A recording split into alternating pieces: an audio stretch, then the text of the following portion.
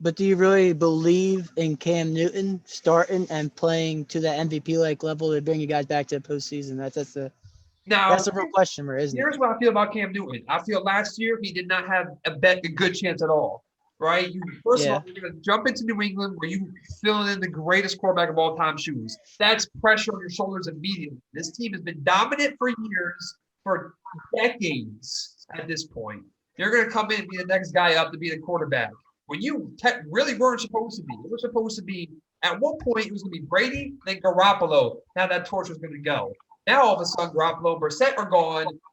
Brian Hoyer comes back, and you get Jared Stidham in the draft, and now we don't know what the quarterback situation is. Cam Newton walks in. COVID hits. Shuts down all OTAs. There is no postseason or nothing. There is no preseason. There is none of that you can help routine yourself and get into the environment. Now you have an offensive lineman opting out. You have your defensive captain and Donta Hightower, the middle linebacker, opting out of that season. Patrick Chung opting out. Now he wants to go and retire. Right? You have several opt-outs so far from the team. So now you're not even going with your full team, with the full lead of the defense, and you're missing some pieces on your offensive line, which is going to be huge for Cam Newton, right? Cam goes ahead and catches COVID. Dang. And I think he got that through Stephon Gilmore, if I'm not mistaken. I think Gilmore caught COVID first in that organization. Then it was Cam Newton that caught COVID.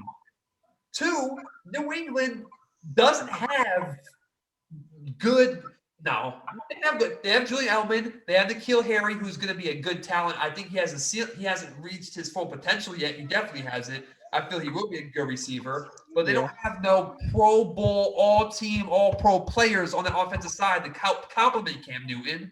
They have no more tight ends after they get rid of. You lose Rob Gronkowski, you jump up Ryan Izzo. You didn't have a lot of talent there to surround him. Now you got Julian Edelman tears the ACL week 3. Demir Bird, who's in his second year. He just came over from the Cardinals. You got N'Keal Harry, who's I think that was his third year. And you got Jacoby Myers. All young guys, all young talents. I'm not saying they're not bad, but they're not great to be there with, right? Not in this situation, not in your first year. You're in a new division. First of all, he went from NFC to AFC. For a lot of people, that's a little hard of a jump when you transfer over into different areas. Some people do good, some people don't. Cam Newton had an 82.9 QBR. He was ranked 30th amongst, 34 qualifying quarterbacks? 34, 33, somewhere in that ballpark? 34, yeah. 34. He had a 7-9 record. And think about it. You caught COVID. You didn't have no preseason. You didn't have a functional, programmed preseason to go off of. OTAs, training camps, all that stuff. You didn't have any of that. You jumped into a season on a new team, filling the biggest shoes, no stands, and a new environment. North Carolina, New England's a completely different environment too. Second for football season, especially. It gets cold as hell in that place. So, and you go 7-9. I don't think that's that bad for Cam. Now, this is what Belichick went out and did. Tom, I see what you did. Cam, first of all, Bill Belichick, I said this on the radio show too. Bill Belichick is not the guy to petty sign people. He will let you go and let you go. He did with Randy Moss. What happened? 2 years, he let Randy Moss go. He let Darrelle Revis go when Darrelle Revis asked to get paid more. He's like, we're not paying you, and let him go. Malcolm Butler wanted a paycheck after he made the Super Bowl thing. They said, now we'll give it to Stephon over you. You can go kick rocks. Bill Belichick isn't the guy to just do it, but he must have saw something in Cam Newton. This is the same guy who got to a brutal car accident and showed up to practice the very first day he felt he was able to go, right? And he was in it. We all seen that. I'm pretty sure everyone's seen the picture of Cam Newton's truck. And that was smashed up. And thank God he got out of it okay. Remember that, yeah. He was there. Bill Belichick said, I see something in you, Cam. I see what we didn't do for you. Here's what we're going to do. We're going to get you quality receivers. We're going to get you quality tight ends, which New England has been very successful with a tight end game for how many years? Yeah. From Benjamin Watson to Rob Gronkowski, when they had Aaron Hernandez, and we all know what happened there. We're not going to touch on that, but now you're going to give him Jonnu Smith, Hunter Henry. Exception, Hunter Henry has to stay healthy. He has to stay healthy. Is Jonnu Smith worth the money they paid? Probably not yet, but he's still a great play. He's still a good player. He will be. Now you're surrounding him with weapons. You gave him Kendrick Bourne, Nelson Aguilar. He has a deep threat. He has the 2 tight ends. And that's one thing New England was also lacking. If you look back, the past 5 years, the receiving core was minimal. back in that Super Bowl year, their team was Malcolm Mitchell. He was hurt for the season. Julian Edelman tore his ACL. Kenny Britt. They were all out the season. They were all done. He went into the season with Brandon Cooks, Danny Amendola, Chris Hogan, and then what happened in the Super Bowl? Brandon Cooks gets knocked out, and he's gone. You're running Danny Amendola and Chris Hogan that whole Super Bowl, the 2 wide receivers. They never had a long depth chart in wide receiver. It was always 4 to maybe 5 receivers. Now you're stacking that box. Kendrick Bourne, Julian Edelman. You guys, what I'm saying. You add Nelson Aguilar. You're giving him opportunity. This is Cam Newton's true prove-it year, I feel like. This is his bread and butter. Hey, if it doesn't work out this year, all right, Cam, I'm sorry, man. But at the same time, this is why New England signed him for a 1-year deal.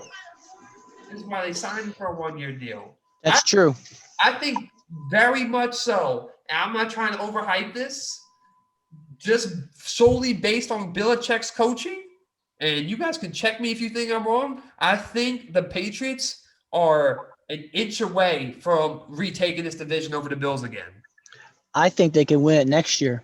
I was just going to see where your head was at with Cam Newton. I think Cam Newton, because of what you said, all the talent he has, Bill Belichick sees that Cam Newton is still probably the best mobile quarterback in the league, getting 20 rushing touchdowns at his size and getting almost 800 yards.